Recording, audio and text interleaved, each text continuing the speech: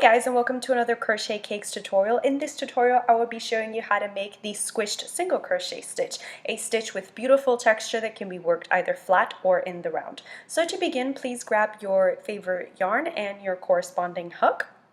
I will be using Bernat Homemaker Home Decor and a 6.5mm hook because I just love how stitches look in this yarn. To begin, we are going to work a slip knot, however you choose to do yours. And we are going to chain in multiples of 2.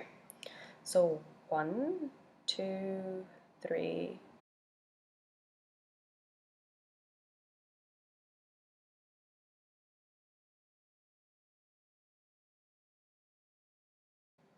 I chose to chain 16 for this tutorial, but as I said, any even number of stitches will work.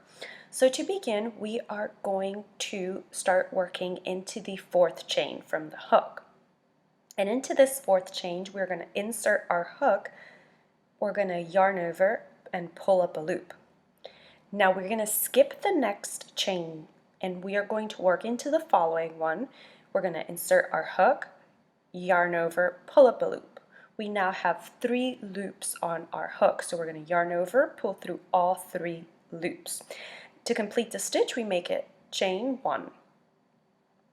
Now we're going to work into that same chain we just completed our stitch. We're going to insert our hook, yarn over, pull up a loop, skip a chain, go into the following one, insert your hook, yarn over and pull up a loop, yarn over, pull through all 3 loops and chain 1. Please chain 1 loosely.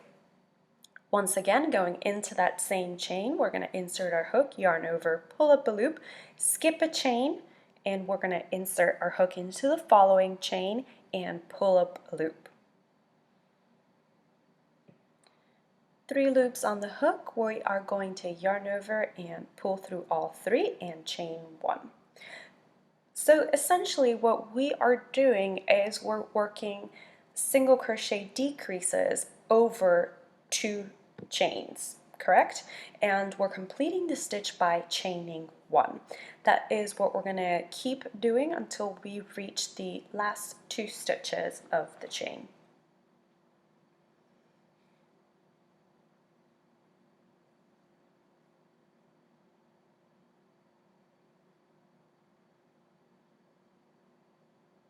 I'm now on my last 2 stitches, so I'm going to insert my hook into the stitch I just worked into, yarn over, pull up a loop, skip a chain, and work into my last remaining chain. Insert your hook, pull up a loop, and then yarn over, pull through all 3 loops, and chain 1 and turn.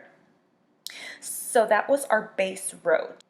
For row 1, we are going to insert our hook into that first single crochet and into the chain space. Okay, so we are going to insert our hook, yarn over, pull up a loop, and then we're going to go into the chain and we are going to insert our hook, yarn over, and pull up a loop. 3 loops, yarn over, pull through all 3 loops, and chain 1. Once again, we're going into the single crochet and then we're going into that chain. We're pulling up our loops so that we have 3 loops on the hook, and we're going to yarn over, pull through 3 loops, and chain 1. This is what we're going to keep doing until we reach the end of the row.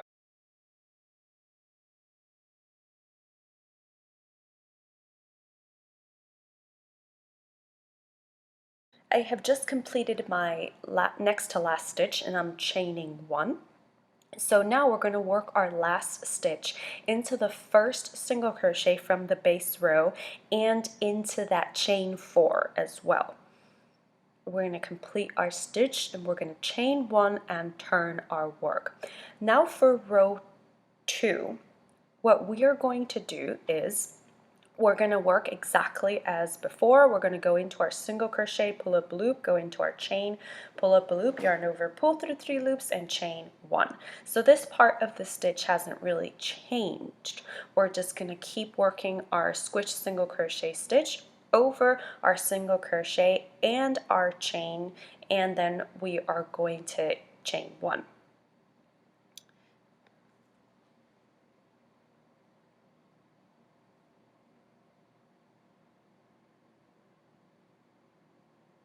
So this is the last chain 1, and this is where you will complete your last squished single stitch. Don't forget to chain 1. And what we're going to do into that first stitch from the previous row is simply to work a single crochet.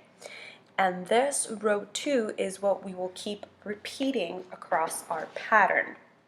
Okay, so I'm going to chain 1 and turn our work. We're going to go into the single crochet, pull up a loop, go into the chain, pull up a loop, yarn over, pull through 3, chain 1. We're going to go into the single crochet and then into that chain. We're going to pull up a loop and we're going to yarn over, pull through 3 and chain 1.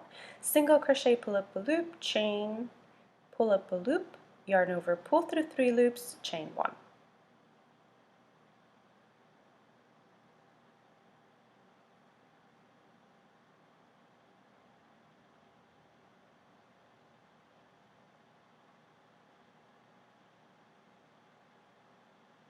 Now this is the last chain space. That's where we work our last squished single stitch. We chain 1, and then in that last stitch we work a single crochet.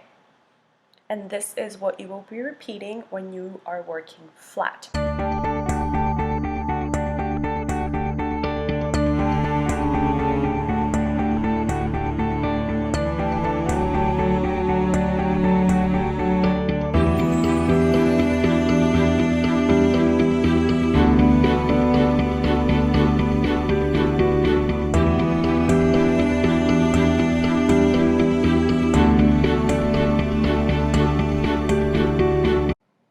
And just look at that beautiful texture we have produced. Don't forget that to complete your squish single crochet, you chain 1, and we're repeating what we did in row 2, so that means that into that last stitch we will be working a single crochet. Now to work the stitch in the round, it's just the same process, but it creates a different look to it. So here I have a sample I'm going to keep working on, and I'm going to chain 1. Now I'm going to go into that single crochet, yarn over, pull up a loop, go into the chain, yarn over, pull up a loop, yarn over, pull through 3 loops, and chain 1.